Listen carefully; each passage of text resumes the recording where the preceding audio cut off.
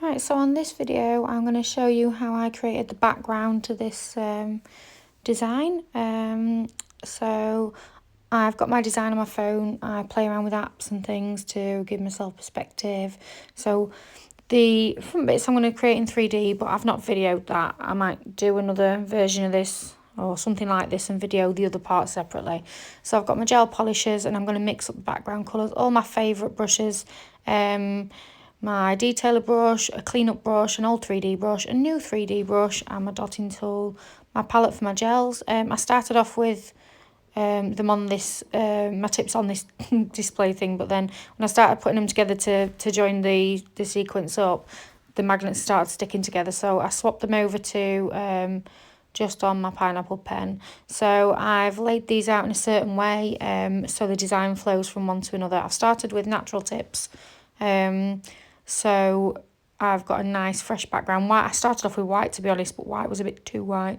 So I've just got natural tips and I'm going to create the background. So I'm going to pencil in the background first just to make sure it's all in perspective and everything's laid out nicely and they join up and they flow from nail to nail without any interruptions. There is a little gap between these, but when you'll see when I put them together for the design and glue them together, there's no gap. This is just so I can get the paint and the gel around the sides. So I'm just going to sketch that up.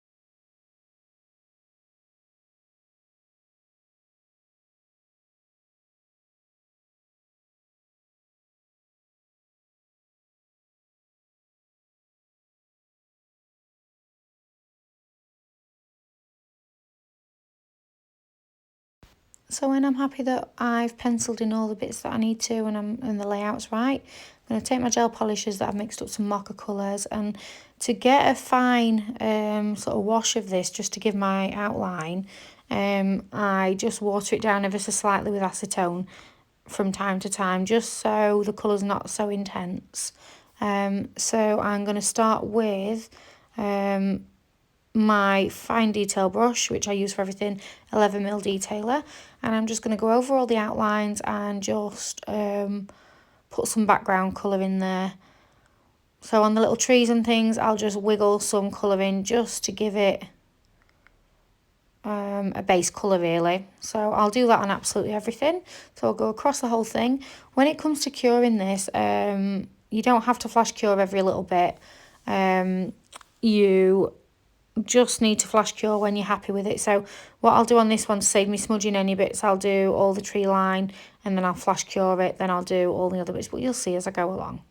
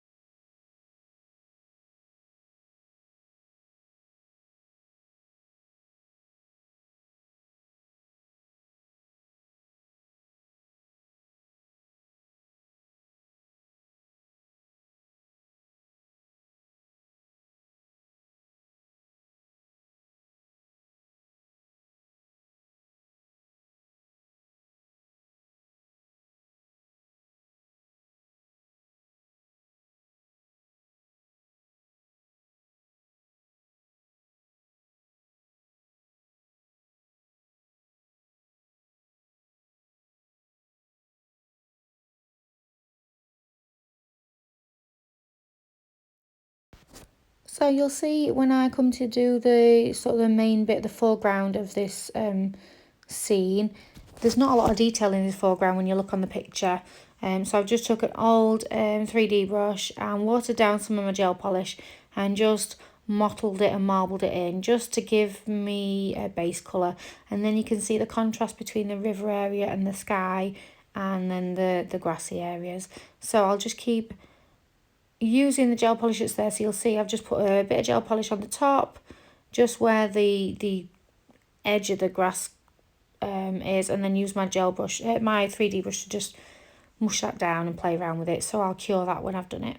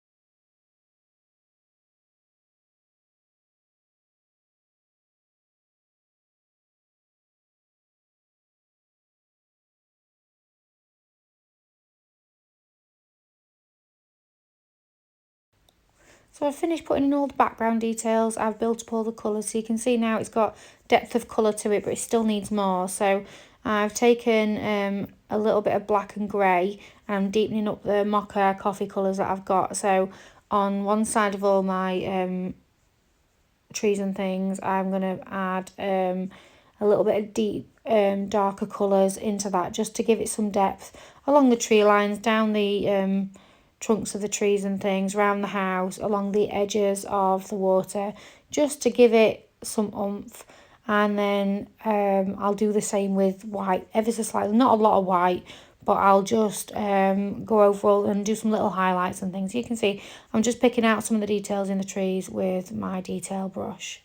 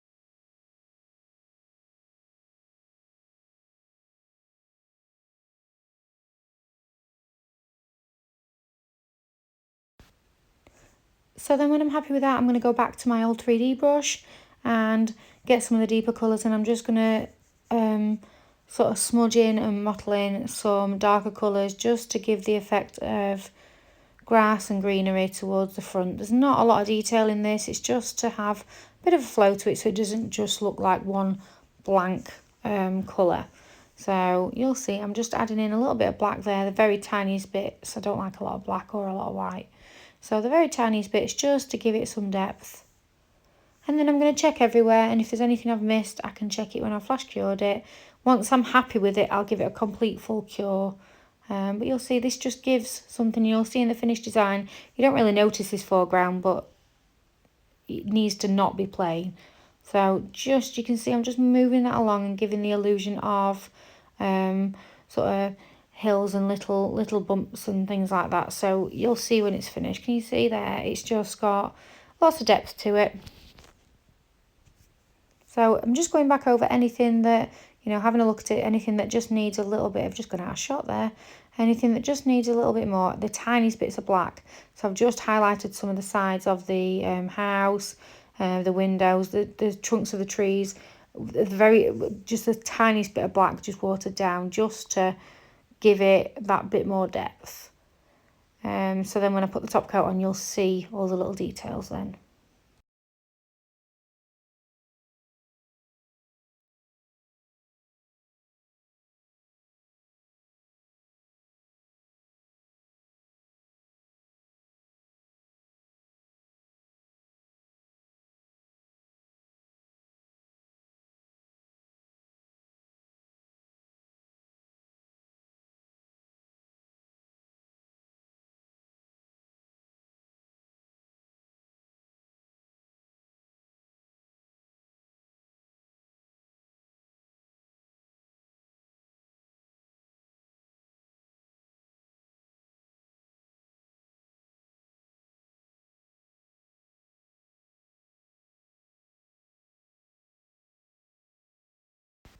So I'm just checking all the little details, and when I'm happy with that, I'll give it a complete full cure in the lamp. And when I'm doing things like this, I always double cure it, and then there's no chance of anything smudging, and I give it a wiggle in the lamp just to make sure it's got everything. And then top coat with a gloss top coat.